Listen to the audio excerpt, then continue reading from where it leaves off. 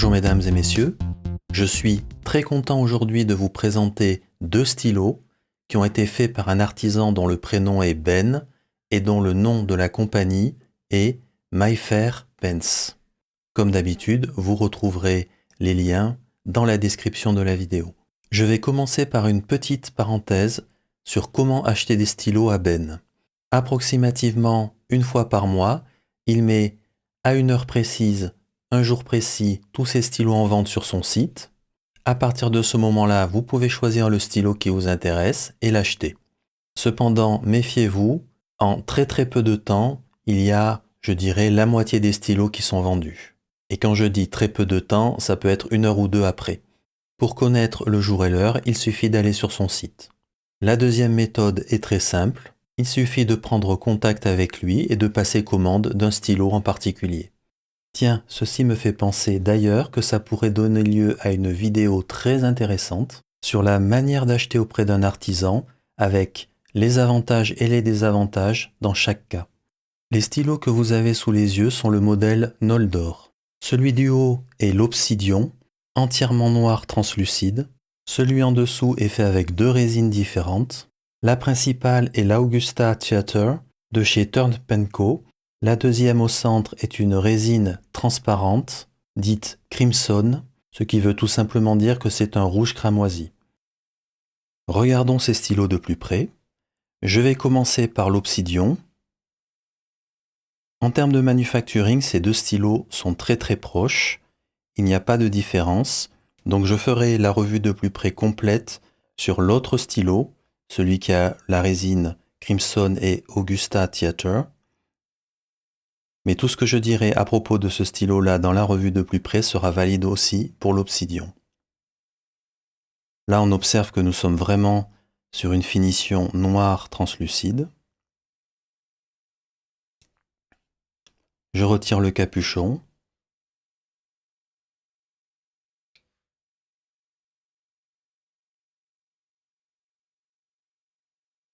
J'aime beaucoup car il y a un côté sobre à ce stylo.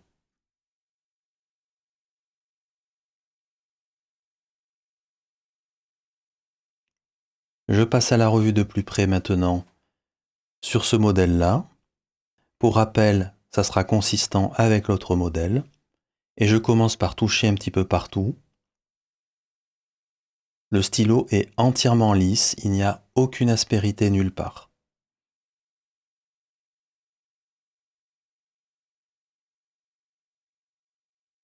Côté des finiales, c'est parfaitement arrondi partout.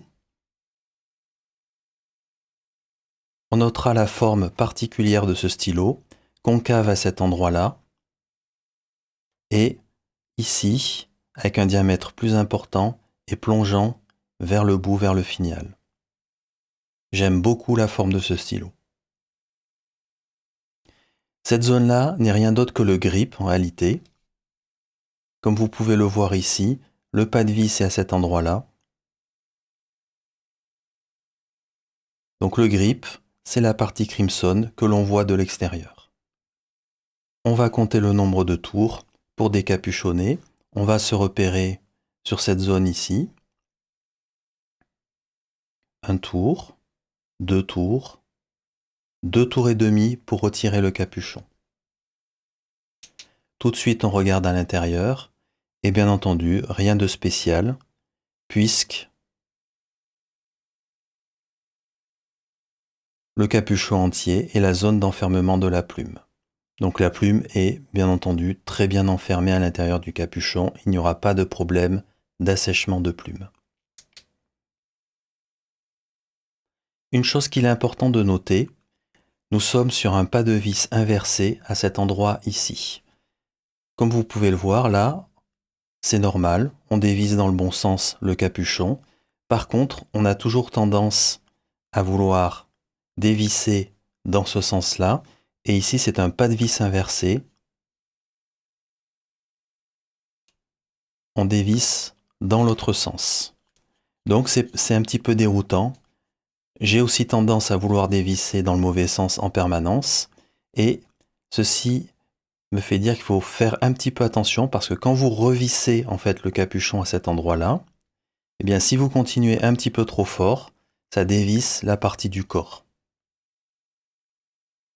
Donc de toute façon, ça vous contraindra à ne pas visser trop fort le capuchon à cet endroit-là, parce que si vous allez trop fort, vous allez dévisser l'autre côté.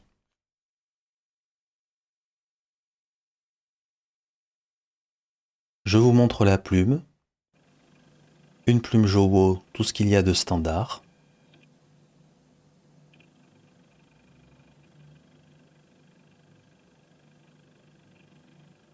Donc le pas de vis est à cet endroit-là. Il n'y aura pas de problème, car vous voyez qu'ici c'est une forme qui est concave. Donc les doigts sont bien calés à cet endroit-là et n'iront pas vers le pas de vis. C'est sans problème. Je dévisse maintenant l'autre côté, rappel pas de vis inversé. Au niveau du pas de vis, ça fonctionne vraiment très bien. Il y a assez peu de jeu. Un convertisseur Schmitt, tout ce qu'il y a de standard, qui s'en fiche très bien, aucun problème. Je vais compter le nombre de tours à cet endroit ici pour regarder le nombre de tours au niveau du housing. Alors c'est très bien enfiché. Faut que je force un petit peu pour dévisser. J'en suis à 2 tours, 3 tours, 4 tours, 5 tours, aucun problème. C'est bien fait. Donc pas de risque lorsque vous enficherez en particulier le convertisseur à l'arrière. Ça tient bien.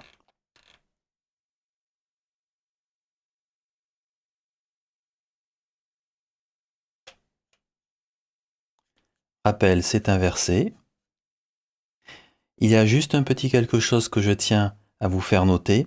Quand vous remettrez le capuchon, il faut faire très attention d'être bien en face.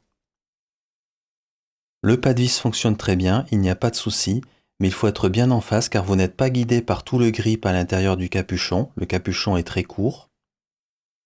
Donc si vous n'êtes pas bien en face, vous démarrerez mal. Donc il faut juste être attentif d'être bien en face pour que ça visse proprement. Petite chose que je vous fais noter, le stylo poste. C'est évidemment pas parfait parce qu'il poste très peu profondément, le capuchon est très court, mais vous pouvez quand même le mettre à l'arrière si vous le souhaitez. Bien entendu, ce n'est pas conseillé car ça poste vraiment sur une toute petite distance. Globalement, c'est un stylo qui est parfaitement bien manufacturé, je ne lui trouve pas de défaut. Il a une forme tout à fait inhabituelle que j'aime beaucoup. Rien n'accroche à l'extérieur. Les pas de vis fonctionnent très bien. Il faut certes s'habituer au pas de vis inversé pour dévisser le corps du stylo. Heureusement, on ne le fait pas tous les jours et le pas de vis du capuchon est lui dans le bon sens. Pour terminer, la forme du grip est quant à elle très bien pensée pour éviter d'avoir des problèmes avec le pas de vis du capuchon.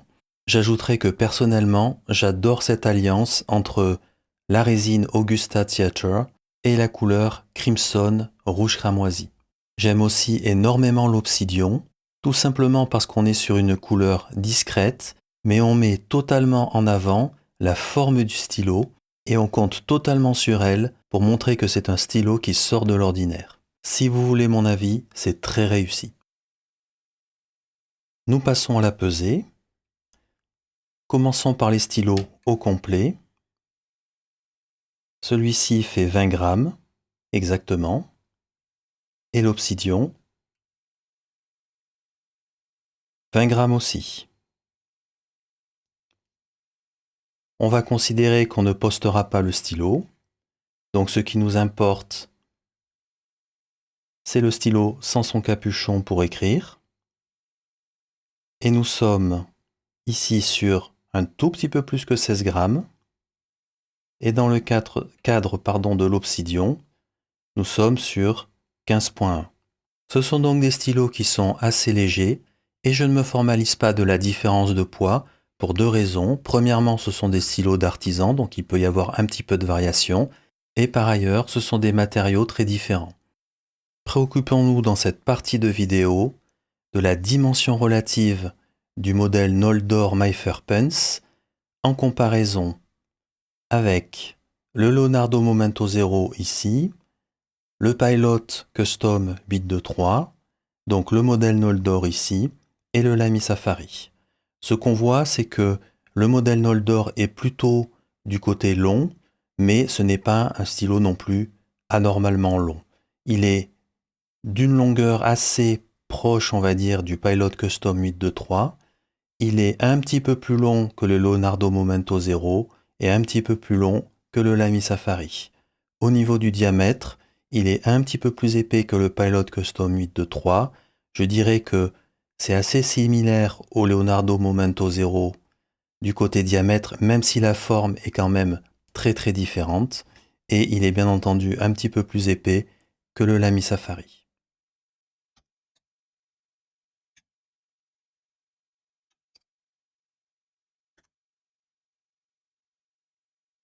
Le stylo le plus long, une fois qu'on a retiré les capuchons, devient le modèle Noldor de chez My Fair Pens. Et derrière, nous avons à égalité pratiquement le Lamy Safari, le Pilot Custom et le Leonardo Momento Zero. Je ne posterai pas les stylos pour les comparer, car comme je le disais, certes, on peut poster ici le modèle Noldor, mais honnêtement, il poste vraiment sur quelques millimètres, c'est pas non plus exceptionnel, ça reste un petit capuchon. Je vous montre au passage la longueur du stylo, et vous voyez, il n'y aura aucun problème pour les grandes mains avec ce stylo. Il y a de la marge. Du côté du grip, je vous fais une comparaison très rapide. Il faut bien entendu regarder dans la zone de pincement ici du grip, et nous voyons que nous avons un grip qui est tout de même un petit peu plus épais que la moyenne, pas énormément mais un petit peu. À cet endroit-là, le diamètre est plus important que sur un Leonardo Momento Zero. Donc ce n'est pas, on va dire, épais, mais on est au-dessus de la moyenne. C'est le test d'écriture pour les deux stylos. Je vais préciser en premier lieu, pendant la revue de plus près, je n'avais pas la plume d'origine pour le Augusta Theatre. Pour ce test d'écriture, j'ai remis la plume d'origine, ce qui fait que pour les deux stylos, nous avons les deux plumes Jowo d'origine. Quelques mots maintenant sur le confort pendant écriture. Ces stylos sont parfaitement confortables et je dirais même très confortables pendant qu'on écrit. Après, du côté des plumes, nous sommes vraiment sur des plumes Jowo. Du côté de l'Augusta Theatre, c'est une plume Jowo extra fine. Alors, j'ai trouvé qu'elle écrivait plutôt comme une F. Mais bon, il n'y a pas non plus une énorme différence entre les plumes EF et les plumes F Jowo. Comme l'encre de chez Ackerman, la Rembrandt Carmogine, a tendance à être quand même assez fluide, il est tout à fait possible aussi que l'encre ait un petit peu accentué l'épaisseur du trait. Au final, je dirais donc une plume qui écrit un petit peu plus épais qu'une extra fine. Elle est douce à l'écriture et elle conserve un feedback qui est finalement assez consistant compte tenu de l'épaisseur du trait. Pour moi, on est sur une plume Jowo tout à fait standard, un petit peu plus douce que d'habitude. Je passe maintenant à l'obsidian. Ici, nous sommes sur une plume Jowo M. Je dirais qu'elle écrit comme une M+, comme une bonne moyenne. Elle est bien humide, très très douce à l'écriture. Une plume tout à fait plaisante à utiliser. Encore une fois, c'est une plume Jowo tout à fait standard, mais un petit peu plus douce que d'habitude.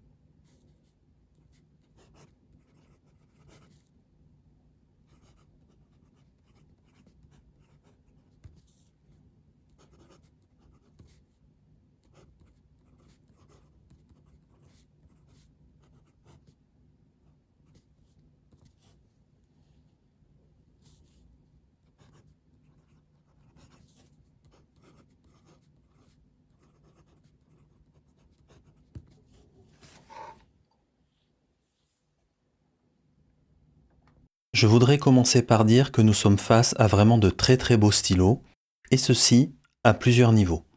Outre le fait qu'on a le choix bien entendu de la résine pour faire fabriquer son stylo, le stylo a vraiment été conçu pour pouvoir avoir plusieurs résines différentes en apparence à l'extérieur, tout simplement parce que le grip maintenant est aussi à l'extérieur du stylo. Nous avons donc maintenant 3 zones, le capuchon, le grip et le corps du stylo. Tout ça, c'est apparent à l'extérieur. Ceci peut donc permettre de très belles combinaisons de résines, inclus, comme dans le cas présent, d'avoir la même résine sur le capuchon et le corps du stylo et une partie centrale d'une autre couleur. La deuxième chose, c'est bien entendu la forme particulière de ce stylo.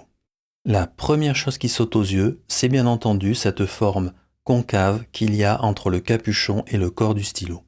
On pourrait aussi inclure le capuchon, très court, avec une forme un petit peu particulière.